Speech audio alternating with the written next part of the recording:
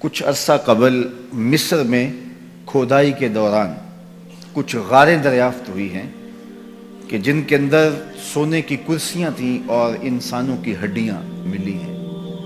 تو ہم تاریخ پڑھتے ہیں تو 6 صدی عیسوی سے قبل مصر میں وہ بادشاہوں کو الگ انداز سے دفن کرتے تھے۔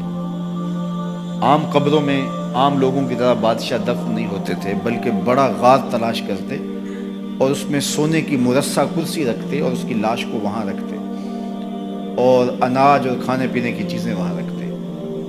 اور ظلم یہ ہوتا کہ وہاں چند زندہ غلام بھی اس کی خدمت کے لیے وقف کرتے اور باہر سے دیوار چن دیتے، اور پھر جس طرح وہ گھٹ گھٹ کے مرتے، وہ ایک دردناک کہانی، اس کا تصور کر کے بندہ کانپ جاتا ہے۔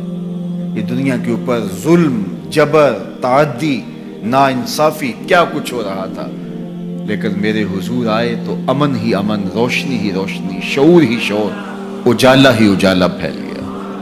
کائنات کو یہ جتنی بھی روشنی ملی ہے، آج چاہے کوئی کفر کا معاشرہ بھی ہو اور اس میں آپ کو خیر کی قدریں نظر آئی ہوں، تو وہ ساری قدریں میرے حضور کی دی ہوئی ہیں۔ سید سلیم گیلانی نے تو قلم توڑ دیا، نہ خرد کی روشنی تھی نہ جنوں کی آگہی تھی، نہ خرد کی روشنی تھی نہ جنوں کی آگہی تھی، تیری رہبری سے پہلے یہ جہاں جہاں نہیں تھا، تیری رہبری سے پہلے یہ جہاں جہاں نہیں تھا، تیرے آستاں سے پہلے کوئی آستاں نہیں تھا، میں وہ زمین تھی جس کا کوئی آسمان نہیں تھا۔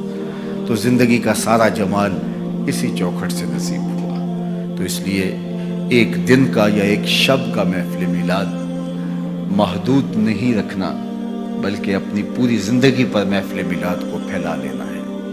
ہمارا رواں رواں شکرانہ ادا کرے، ہمارا طرز زندگی بتائے ہمیں حضور کے آنے کی خوشی ہے۔ اگر ان کے آنے کی مسرت ہے اور ان کے آنے کی خوشی ہے، تو پھر ہمارا طرز زندگی کیوں نہیں بتاتا کہ ہم خوش ہیں؟ ان کا بتایا ہوا طریقہ، ان کا دیا ہوا نظام حیات ہماری زندگی کا روشن حوالہ ہے اور ہماری زندگی کا نور اور چراغ راہ ہے، تو پھر اس کی روشنی میں ہم جینا کیوں نہیں چاہتے، اس روشنی میں کیوں نہیں ہم چلنا چاہتے؟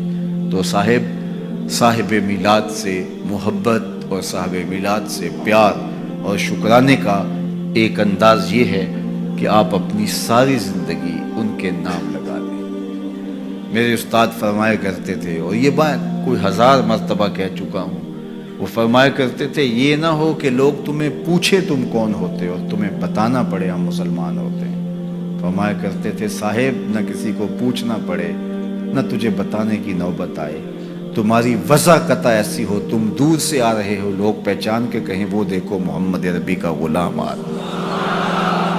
لوگوں کو پتہ ہو یہ حضور کا نوکر ہے۔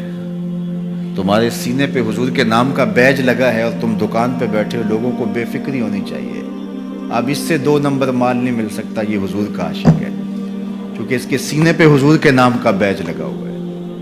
یہ کبھی بھی نہیں ہو سکتا جھوٹ بولے، یہ کبھی بھی نہیں ہو سکتا کم تولے، اس لیے کہ اس کے سینے پہ نام میرے حضور کا لکھا ہوا ہے۔ تو آپ کا عشق آپ کی صداقت کی دلیل بن جائے، آپ کا عشق آپ کے وعدہ پورا کرنے کی دلیل بن جائے۔ میرے حضور تو کسی سے وعدہ کرتے ہیں کہ میں تیرے آنے تک یہاں کھڑا ہوں، اور وہ جا کے بھول جاتا ہے۔ اور آقا کریم 3 دن تک کھڑے ہیں، 3 دن تک قضائے حاجت کے لیے جاتے ہیں، پھر آ کے کھڑے ہو جاتے ہیں۔ 3 دن کے بعد اچانک ایک دن وہ ادھر سے گزرا تو دیکھا حضور علیہ الصلوۃ والسلام کھڑے ہیں، سر پہ ہاتھ مارا ہو، یہ تو مجھ سے وعدہ کیا ہوا تھا۔ بڑا شرمندہ ہوا، آگے بڑھا تو اتنی صرف بات حضور نے کہی، تو نے مجھے مشقت میں ڈال دیا۔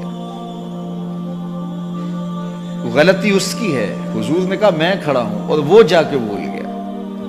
اور ہمارا ماجرا کیا ہوتا ہے کہ ہم کسی کو ٹائم دیا ہوا ہوتا ہے اور پھر خود ہی بچے کو کہہ دیتے ہیں کہ جا کے باہر بتا دے کہ ابو گھر پہ ہی نہیں ہے، اور میرے گھر کے اوپر جھنڈا حضور کے نام کا لگا ہے، پورے گھر پہ چراغاں حضور کے میلاد کا ہوا ہوا ہے، اور میں بہت بڑا عاشق رسول ہوں، نعرہ لگاؤں تو زمین کو پھاڑ دوں، آسمان کو چیر دوں، لیکن خود وعدہ کیا اور اندر سے بچے کو بھیج رہا ہوں کہ جاؤ کہو ابو گھر پہ نہیں ہے۔ تو صاحب میں عاشق رسول نہیں ہوتا، میں کوئی اور ہوتا ہوں۔